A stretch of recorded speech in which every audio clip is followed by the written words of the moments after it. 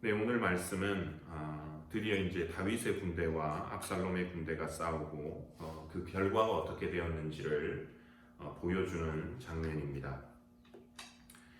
오늘 이 이야기 속에서 주요 인물들이 세 명이 나오는데 이 세 명의 모습을 한번 보면서 각각 그 인물들을 통해서 한번 교훈을 생각해 보고자 합니다.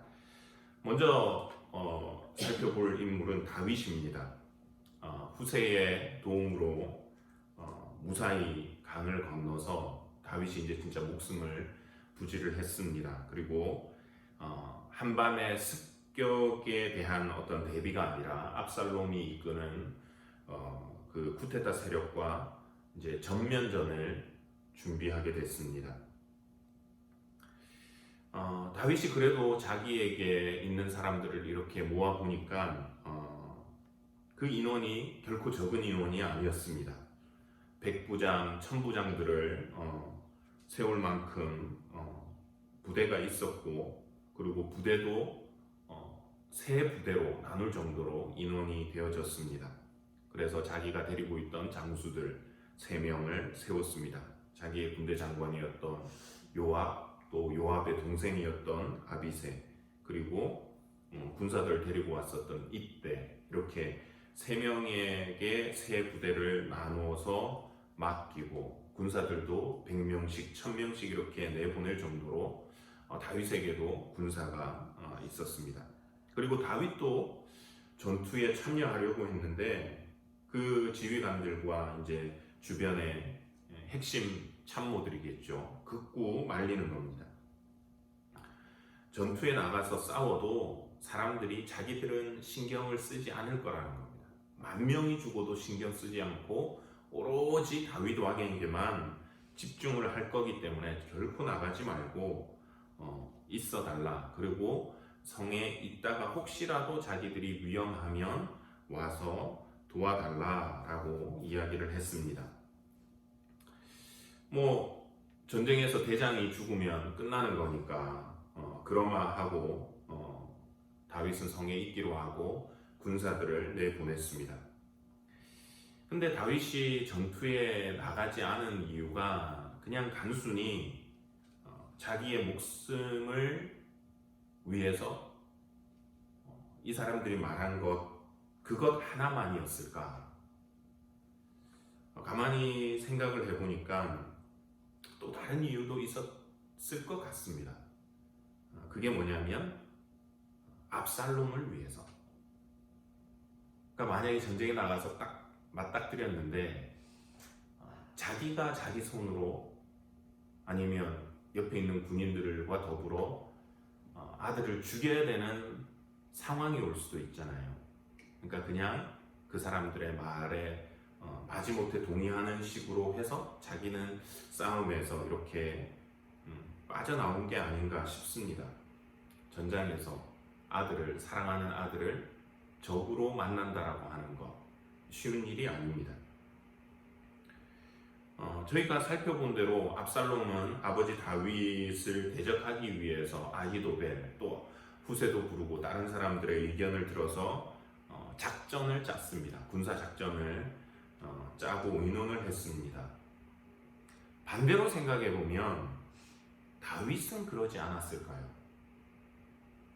다윗도 군인이었는데 다윗 역시 이 요압과 아비세 이때 또 다른 장수들 그 사람들과 함께 이 전투를 어떻게 할 것인지 자기네들이 강을 건너서 그 밤에 후세가 알려준 대로 제사장이 알려준 대로 넘어와가지고는 이제 그러면 이제 전면전을 벌이게 될 텐데 언제 어디서 우리가 어떻게 할까 작전을 짰을 것 같습니다. 그리고 제일의 궁극적인 것, 우리가 전투에서 이긴다면, 승리한다면 마지막 뭐가 남을까요? 이 압살롬을 어떻게 할 것인가? 살려줄 거냐? 죽일 거냐? 귀양 보낼 거냐? 아마 처음에는 다들 신경이 곤두섰을 것 같습니다. 아들이 무섭다고 빨리 도망가자고 했던 다윗도 처음에는 이 아들 압살롬에 대해서, 그리고 이 압살롬을 따르는 무리들에 대해서 아마 신경이 날카롭고 혼을 내고 싶고 그랬을 것 같습니다. 그래서 시편 3편을 보시면 이 시편 3편은 다윗이 그의 아들 압살롬을 피할 때에 지은 시라고 되어져 있는데, 그 중에 한 구절이 이렇게 그 기분이 어떠했는지를 딱 보여주는 구절이 하나 보입니다. 7절입니다. 여호와여 일어나소서, 나의 하나님이여 나를 구원하소서. 주께서 나의 모든 원수의 뺨을 치시며 악인의 이를 꺾으셨나이다. 그가 전투하고 싸움하던 삶에서 늘 그러하셨듯이 지금도 하나님 일어나서 나를 도와주십시오, 구원하십시오 하는데, 그 구원하시는 모습이 뭐였냐면 원수의 뺨을 치고 그 이를 꺾는 모습입니다. 다윗이 이런 언어를 쓴다라고 하는 것 자체가 그의 심경이 얼마나 날카로워져 있는지를 보여주는 모습 같습니다. 하지만 자기의 군 지휘관들이 모여서 작전 회의를 하고 압살롬을 어떻게 할까 의논하는 것을 보면서 궁극적으로는 죽이자였겠죠. 살려둘 수가 없다. 또 시간이 흐르면 자기도 처음에는 막 마음이 그랬겠지만 또 시간이 흐르면서 아버지로서의 마음이 점점 더 이렇게 올라온 것이 아닌가 생각이 됩니다. 마음이 바뀐 거지요. 그걸 보여주는 구절이 오늘 5절입니다. 왕이 요압과 아비새와 이때에게 명령하여 이르되 나를 위하여 젊은 압살롬을 너그러이 대우하라 하니, 왕이 압살롬을 위하여 모든 군 지휘관에게 명령할 때에 백성들이 다 들으니라. 좀 전까지만 해도 그랬습니다. 곰이 그 새끼를 빼앗긴 것처럼 흥분되고 또 원수의 뺨을 치고 그리고 그 이빨을 부러뜨려 꺾어달라고 기도하던 다윗이 어느샌가 마음이 누그러져 가지고 전장으로 나가는 그 장수들에게, 사기가 뻗어 있는 그 장수들에게 제발 젊은 압살롬을 좀 너그럽게 대해달라, 다른 말로 살려달라는 말이죠. 어찌 보면 아버지를 욕되게 했고 그리고 나라의 질서를 어지럽혔고 보호해야 될 필요가 없는 그 아들을 용서해달라고 하는 것입니다. 100명씩 1000명씩 줄지어서 나가는 그 군대들을 향해서 야, 나가서 압살롬 본때를 보여줘라. 어디 감히 나한테 대들고 나가면 인정사정 볼 것 없이 한 번에 죽여라.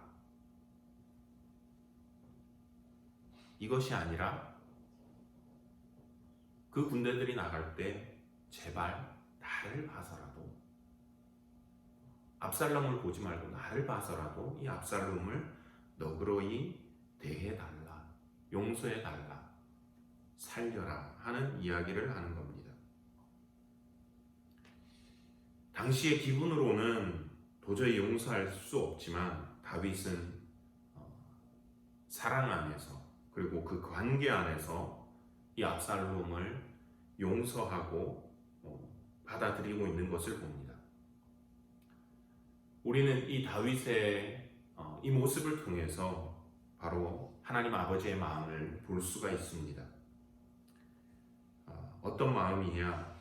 그대로 갚지 아니하시는 하나님의 마음입니다.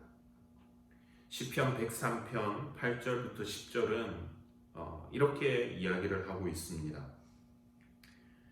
여호와는 긍휼이 많으시고 은혜로우시며 노하기를 더디하시고 인자하심이 풍부하시도다. 자주 경책하지 아니하시며 노를 영원히 품지 아니하시리로다. 우리의 죄를 따라 우리를 처벌하지는 아니하시며 우리의 죄악을 따라 우리에게 그대로 갚지는 아니하셨으며, 물론 하나님은 분노하시고 또 정의로 심판하시는 분이십니다. 하지만 그 심판의 목적은 언제든지 징벌 그 자체가 아니라 용서와 회복을 목적으로 하는 것입니다. 하나님은 우리의 죄를 따라서 그대로 갚지 아니하시는 은혜와 용서의 하나님이 되신다라고 하는 사실을 우리가 기억하면 좋겠습니다. 언젠가 제가 한번 말씀드렸던 것으로 기억합니다. 대학 때 교수님께서 한번 택시를 타셨는데 이런저런 얘기를 하다가 기사가 하나님 계시면 세상이 왜 요 모양이냐, 왜 나쁜 사람들이 이렇게 죄 많이 지은 사람들이 활개를 치고 오히려 선한 사람들은 고통을 당하고 그러냐. 그때 그 교수님의 대답이 우리가 하나님의 뜻을 다 알 수는 없지만 하나님의 이 사랑과 용서의 속성을 말씀해 주셨더랬습니다. 만일 하나님이 사람들이 잘못한 것을 따라서 그때 그 순간순간 바로 갚으셨다면 이 지구상에 남아있을 사람이 없다고. 정말 그렇습니다. 저희가 진짜 어떻게 감히 하나님 앞에 서서 또 살아갈 수 있겠습니까? 우리가 이렇게 살아갈 수 있는 것, 그것은 하나님께서 당신의 무한하신 사랑 안에서 우리에 대해서 우리가 행한 반대의 것을 주셨기 때문에 그렇습니다. 반대로 행하셨기 때문에. 하나님이 반대로 행하셔가지고 우리가 받아야 할 것은 주지 않고 우리가 받지 말아야 할 것을 주신 분이 바로 하나님이십니다.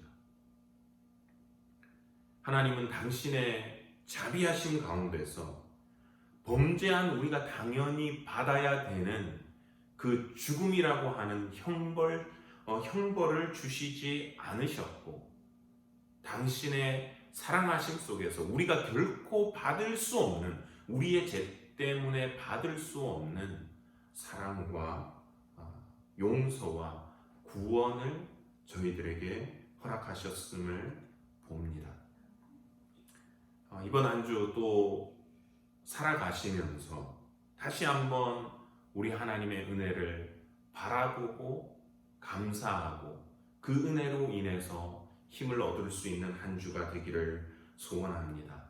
하나님의 이 사랑과 은혜, 우리 죄를 따라 처벌하시지 아니하시고 우리 죄를 따라 갚지 아니하시는 이 은혜와 사랑 가운데 저희가 다시 한번 힘을 얻고 살아가고 이 하나님의 은혜에 반응하는 저희들의 삶이 되기를 소원합니다. 두 번째 살펴볼 인물은 압살롬입니다.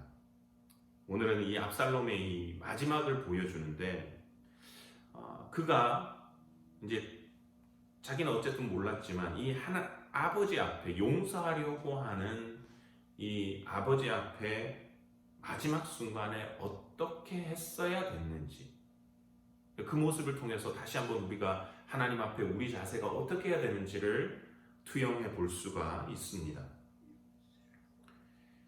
이 압살롬의 마지막 모습을 보면서 드는 생각은 이런 질문이었습니다. 그가 1년의 모든 그 사건들 속에서 한 번이라도 멈출 줄 알았다면 어떻게 됐을까? 누이 다말의 사건으로 분노를 키웠고, 그래서 형 암논을 살해하고 도망을 가서 살다가 또 예루살렘으로 돌아와서는 아버지에 대한 분노를 키워가고, 그리고 반역을 일으켜서 군사들을 모아 이제는 정말 아버지의 목숨을 없애기 위해서 그가 무기를 들고 군사들과 함께 전장에 나간 그 모습입니다. 이 일련의 파괴적인 과정 속에서 그가 단 어떤 한 단계에서라도 내가 지금 잘못 가고 있구나, 깨닫고 멈출 줄 알았다면 적어도 오늘 자기 자신의 생명이 끝나는 그런 비극은 멈출 수 있지 않았을까 하는 생각을 하게 됩니다. 하지만 압살롬이 보여주는 모습은 그는 멈출 줄을 몰랐고 특히나 마지막 순간에 어떻게 했어야 되는지를 그가 몰랐다고 하는 것입니다. 먼저 살펴본 것은 그는 이 전세를 살필 줄 아는 능력이 모자랐던 것 같습니다. 7, 8절에 이렇게 기록합니다. 거기서 이스라엘 백성이 다윗의 부하들에게 패하매 그날 그곳에서 전사자가 많아 2만 명에 이르렀고 그 땅에서 사면으로 퍼져 싸웠으므로 그날에 수풀에서 죽은 자가 칼에 죽은 자보다 많았더라. 이 압살롬을 따르는 자들이 많아서 그랬던 건지 압살롬은 이스라엘이 이미 자기의 나라가 된 것처럼 그렇게 느꼈던 것 같습니다. 그래서 도망간 이 아버지와 그 세력들도 자기가 군사들을 끌고 나가서 싸우면 이들도 금방 물리치고 자기가 이길 줄로 알았던 것 같습니다. 하지만 막상 이 도망간 다윗의 군사들과 맞닥뜨려 가지고 전쟁을 해보니까 게임이 안 됐습니다. 자기의 군사들이 졌습니다. 2만 명씩 죽어가고 또 수풀에 들어가서 싸우니까 거기서 죽는 사람들도 막 나타났습니다. 이렇게 자기가 지고 있으면 어떻게 해야 됩니까? 전세가 자기가 예상했던 것과는 다르게 너무나 불리하게 자기가 지는 쪽으로 가면 전략을 빨리 바꿔야 됩니다. 어떡할까? 내가 계속 싸울 건가? 아니면 내가 투항을 할 건가? 이때라도 그가 투항을 했다면 모르긴 몰라도 살 수 있지 않았을까 싶습니다. 그는 아버지로부터 멀어지도록 도망할 것이 아니라 아버지에게로 다가오면서 항복을 했었어야 옳습니다. 근데 압살롬은 그렇게 하지 않았습니다. 9절입니다. 압살롬이 다윗의 부하들과 마주치니라. 압살롬이 노새를 탔는데 그 노새가 큰 상수리 나무 번성한 가지 아래로 지날 때에 압살롬의 머리가 그 상수리 나무에 걸림에 그가 공중과 그 땅 사이에 달리고 그가 탔던 노새는 그 아래로 빠져나간지라. 군사들은 죽어나가고 또 자기도 다윗의 군사들과 딱 맞닥뜨리니까 어쩔 수 없이 노새를 타고 도망을 갑니다. 도망을 가다가 압살롬의 머리가 상수리 나무에 걸려가지고 그 노새는 빠져나가고 머리는 걸리고, 그러니까 나무에 이렇게 대롱대롱 매달린 그런 형태가 된 겁니다. 머리 때문에 그가 걸렸습니다. 사무엘하 15장을 보시면 압살롬의 외모에 대해서 칭찬한 구절이 나옵니다. 14장 25절 말씀인데요. 25절, 26절. 온 이스라엘 가운데에서 압살롬같이 아름다움으로 크게 칭찬받는 자가 없었으니 그는 발바닥부터 정수리까지 흠이 없음이라. 그의 머리털이 무거움으로 연말마다 깎았으며 그의 머리털을 깎을 때에 그것을 달아본즉 그의 머리털이 왕의 저울로 200세겔이었더라. 상황이 참 아이러니합니다. 압살롬은 그 외모로 인해서 온 이스라엘에서 칭찬을 받았고 특히나 그의 머리카락은 그를 멋있게 보이게 하는, 함부로 깎지 않는, 야 머리카락 더 자라게 놔둬라, 1년에 한 번 정도 깎는 그의 자랑거리였습니다. 자기의 프라이드가 담겨 있는 겁니다. 근데 지금 그의 자랑거리, 그것이 오히려 그로 잡히게 만들어 버렸습니다. 이런 상상을 한번 해봤습니다. 그가 이 나무에 머리카락이 걸려가지고 엉켜가지고 걸려가지고 있을 때 뭐라고 했을까? 뭘 했을까? 병사가 가가지고 요압을 데려오기까지는 시간이 어느 정도 걸렸을 것 같습니다. 군사들이 삥 둘러쓰고 있었겠죠. 만일 그가 그 자리에서 자기는 이제 죽음을 직감하고 어떻게 할 수 없음을 깨닫고 내가 왕에게 잘못했다, 우리 아버지에게 잘못했다, 우리 아버지를 좀 불러달라, 내가 용서를 구해야 되겠다, 지금이라도 늦었지만 내가 용서를 구하고 내가 항복하겠다 라고 했다면 상황이 어떻게 됐을까요? 아버지인 다윗은 분명히 용서할 마음을 가지고 있었고 군 지휘관들에게 모든 군인이 다 듣는 데서 이 아들을 너그럽게 해달라고 했었습니다. 이때 마지막 순간에 그가 용서를 구했다면, 회개했다면 상황은 달라졌을 것 같습니다. 근데 상황은 그가 정말 항복해야 되는 상황이고 용서를 구해야 되는 상황이고 회개해야 되는 상황인데 정말 그렇게 하고 있는 상태에서 요압이 와서 창으로 찔러 죽였다면 큰 문제가 됐을 것 같습니다. 그런데 성경이 다른 백성들의 입을 빌어가지고 요압을 이렇게 고발하지 않는 모습을 보면 이 압살롬의 자세가 그런 것 같지는 않습니다. 요압이 죽인, 지금 압살롬이 이렇게 용서를 구하는데 왜 죽입니까? 이런 상황이 없잖아요.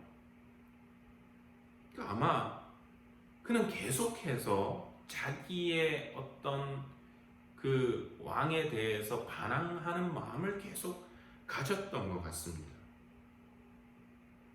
고집을 부리는 거죠. 내가 지금 내려가면 너희들 가만두지 않겠다. 내 군사들이 지금 올 거다. 이 나라는 내 건데 분하다. 나를 빨리 죽여라.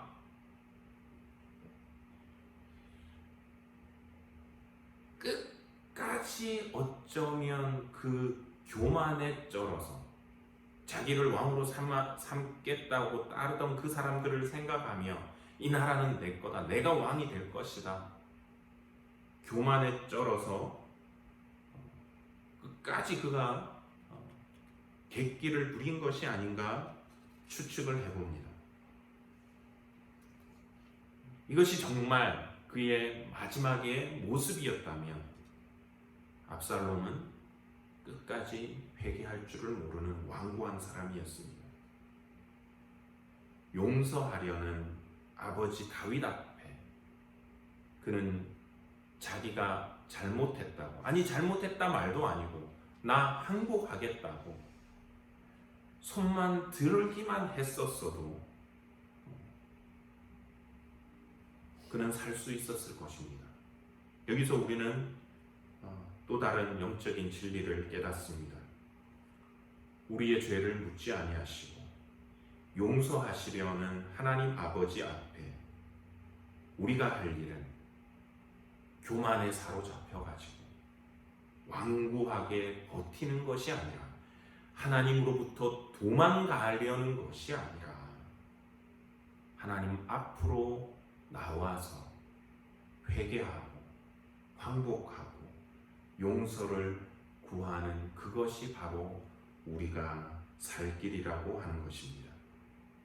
잠언 16장 18절은 이렇게 교훈합니다. 교만은 패망의 선봉이요 거만한 마음은 넘어짐의 앞잡이니라.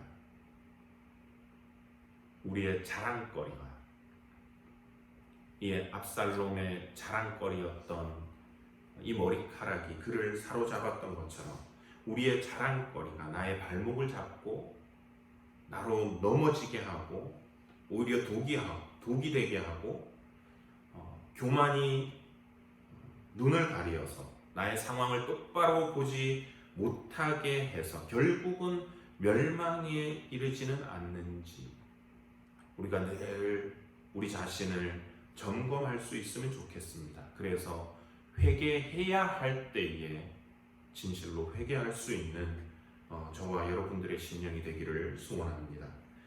세 번째 살펴볼 인물은 요압입니다. 요압은 다윗의 군대 장관이었었는데 또 친척이었습니다. 다윗의 누이인 스루야의 아들이었으니까 삼촌지간입니다. 그러니까 압살롬하고는 사촌이 됩니다. 게다가 이 요압은 압살롬이 암논을 죽이고 무서워가지고 자기 외가로 도망갔을 때 아버지 다윗과 이 둘을 화해시키려고 중재를 했던 사람입니다.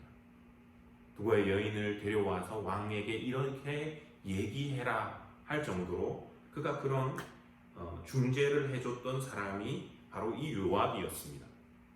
근데 어찌된 영문인지 사촌이기도 하고 또 관계 회복을 위해서 중재하면서 애썼던 사람이 창을 들어서 이 압살롬을 찔렀습니다.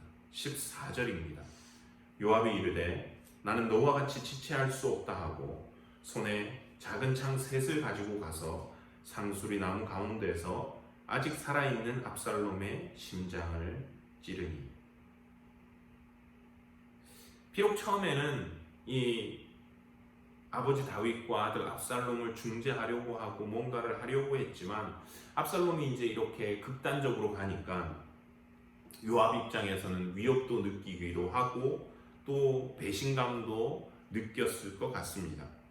물론 그도 고민을 안 했다고는 볼 수 없을 것 같습니다. 고민했겠지만 만일 압살롬이 마지막 순간에도 나무에 달려서도 이렇게 악을 쓰고 버텼다면 그의 결론은 그냥 처음 가졌던 마음 그대로 가서 이 압살롬을 가차없이 죽인 것입니다. 근데 이를 통해서 이 요압을 통해서 우리가 보게 되는 모습, 조심해야 될 모습은 이겁니다.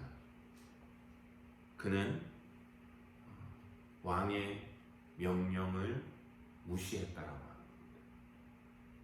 왕의 명령에도 불구하고 자신의 감정과 그 욕구에 따라서 왕의 아들을 스스럼 없이 죽여버린 겁니다. 그의 판단에 압살롬을 향해서 무엇이라고 판단을 했느냐? 너는 안 되겠다. 왕의 뜻하고는 상관없습니다. 내가 봤을 때 내 판단에 너는 안 되겠다. 왕은 살리라고 하는데 내가 볼 때 너는 안 돼. 자기가 판단하고 자기가 심판했습니다.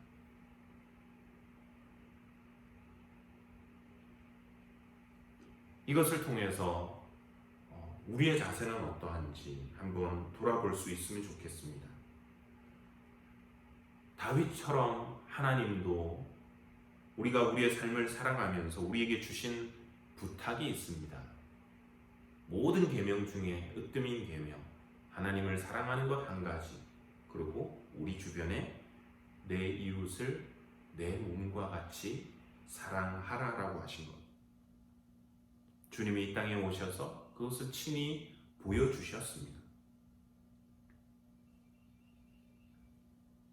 그런데 우리의 삶은 우리 주변의 사람들에 대해서 어떻게 하고 있는지,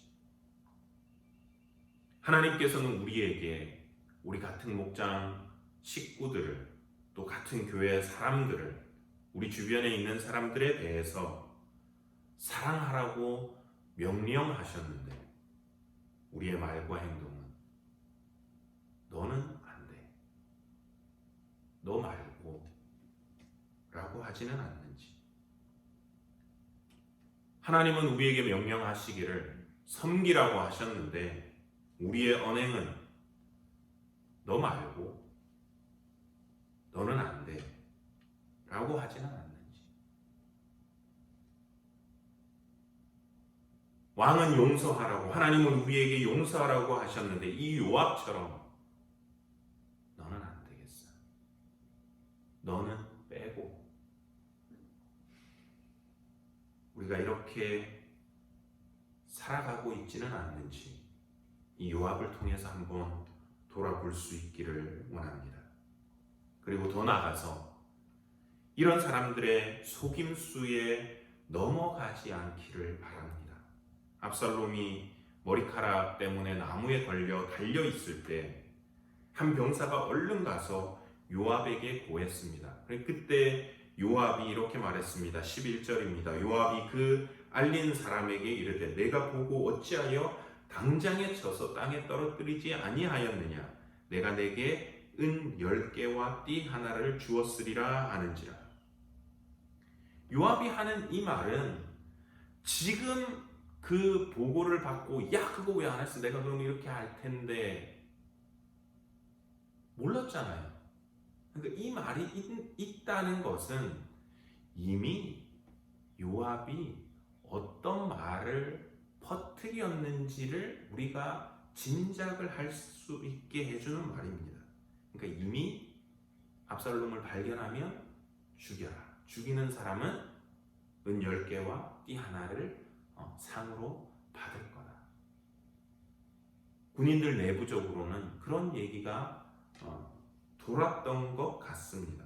그러니까 요압이 지금 이 얘기를 한 건 이런 뉘앙스입니다.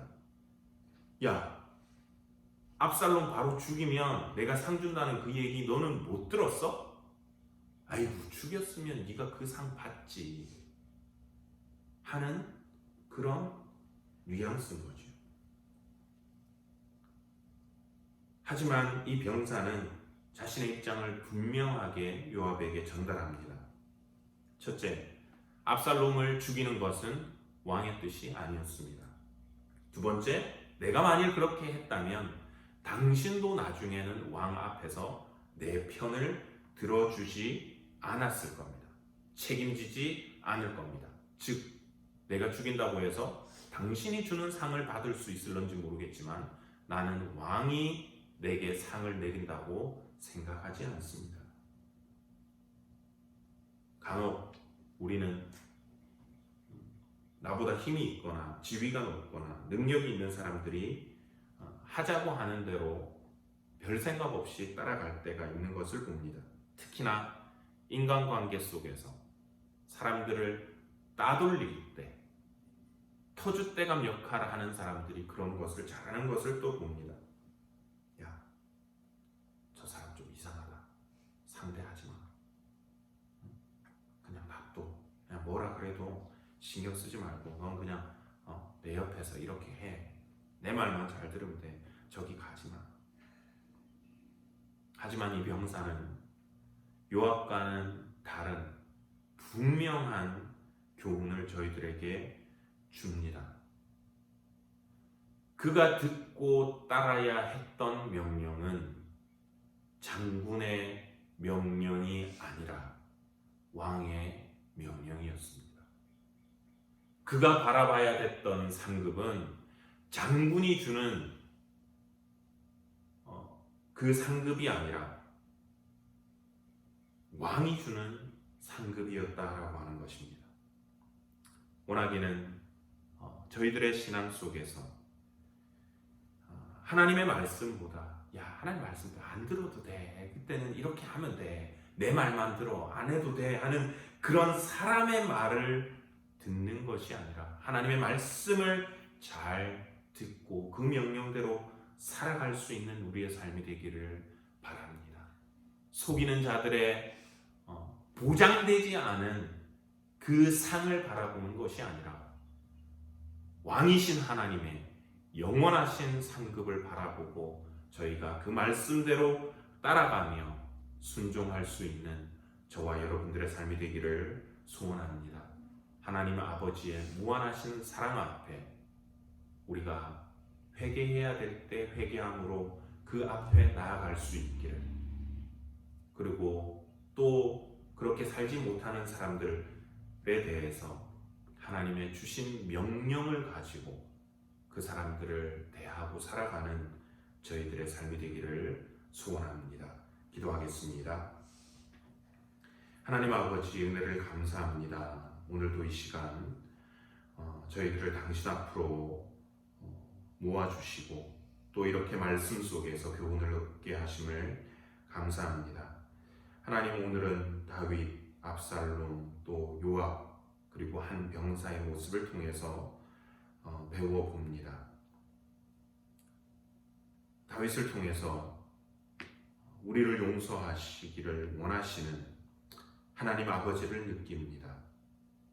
이 하나님의 무한하신 사랑과 은혜 앞에 아버지 하나님, 압살롬처럼 교만에 사로잡혀 회개의 기회를 잃지 않게 하시고 또 왕의 말을 무시하고 압살롬을 죽인 이 요압처럼 우리의 감정과 욕구에 따라 다른 사람들을 감정적으로, 관계적으로 죽이는 일이 없게 하시고 힘 있는 자의 달콤하지만 공허한 상급이 아니라 아버지 하나님의 그 영원한 상급을 바라보고 살아갈 수 있는 저희들의 삶이 될 수 있도록 저희들을 붙잡아 주셔서 우리 주변에 사랑해야 할 자를 사랑하고 섬겨야 될 자들을 섬기며 아버지의 은혜를 증거하는 저희들의 삶이 될 수 있도록 은혜 베풀어 주시옵기를 원합니다. 남은 한 주간도 이 코로나 상황 가운데 우리 온 교우님들 건강을 지켜주시고 아프지 않게 하시고 또 영적으로도 곤비해지지 아니하도록 주의 은혜의 장중에 우리 모두를 지켜주시옵기를 원하옵고 다시 만나는 시간까지 우리와 함께하여 주시옵기를 원하오며 이 모든 말씀 우리 구주 예수 그리스도의 이름으로 기도드리옵나이다. 아멘.